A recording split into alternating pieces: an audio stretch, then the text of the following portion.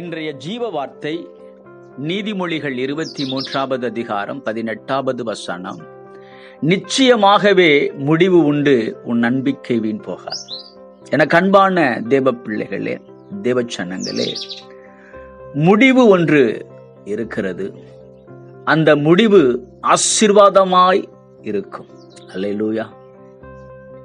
நாம் நம்பிக்கையாய் ஒரு காரியத்தை செய்யும் பொழுது அந்த காரியத்தை கர்த்தருடைய பயத்தில ஞானத்தில செய்யும் பொழுது நிச்சயம் முடிவு ஆசீர்வாதமாயிருக்கும். எனக்கு அன்பான தேவ பிள்ளைகளே, ஆபிரகாம், தாவீது, யோபு இவருடைய வாழ்க்கையிலே முடிவு ஆசீர்வாதமாக இருந்தது. முடிவு ஆசீர்வாதமாக இருந்தது.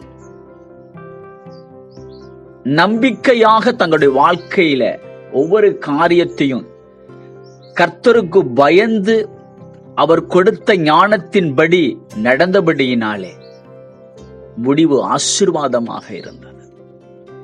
எனக்கு அன்பான தேவ பிள்ளைகளே, நமக்கும் கர்த்தர் பல காரியங்களிலே ஜெயத்தை கொடுக்க விரும்புகிறார், வெற்றியை கொடுக்க விரும்புகிறார். ஒரு இலக்கோடு நம்ம பயணித்துக் கொண்டிருக்கிறோம். ஒரு காரியங்களுக்காக நாம் பயணித்துக் கொண்டிருக்கிறோம். நிச்சயம் அந்த காரியம் வெற்றி பெற வேண்டும் என்றால் கர்த்தர் மேல் வைத்திருக்கிற நம்பிக்கையோடு பயணிங்க. அவர் மேல் வைத்திருக்கிற நம்பிக்கை வீண் போகாது. நிச்சயம் அது தோத்து போகாது.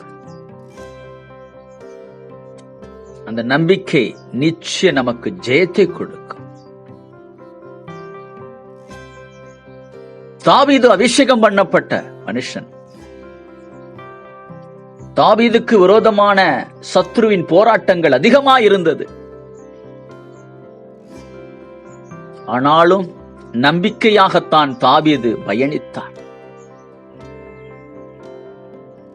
கர்த்தருடைய ஞானம் எனக்குள்ளே இருக்கிறது. நான் கர்த்தருக்கு பயந்து நடக்கிற மனுஷனாய் இருக்கிறேன். நான் தோத்து போக மாட்டேன் என்கிற ஒரு விசுவாசத்தோடு, ஒரு நம்பிக்கையோடு தாவீது பயணிக்கிறார். தாவீதுக்குண்டான காரியத்திலே கர்த்தர் ஜெயத்தை கொடுத்தார். எனக்கு அன்பான தேவ பிள்ளைகளே, நம்முடைய காரியத்திலும் கர்த்தர் ஜெயத்தை தருவார். நம்பிக்கை வீண் போகாது. கவலைப்படாதீங்க, சோர்ந்து போகாதீங்க. அழைத்த தேவன் உண்மையுள்ளவர். நம்மை நடத்துகிற தேவன் உண்மையுள்ளவர். பெரிய காரியங்களை செய்வார். நம்பிக்கையாய் பயணிப்போமா? இலக்கை அடைவோமா? ஜெயத்தை பெறுவோமா? God bless you.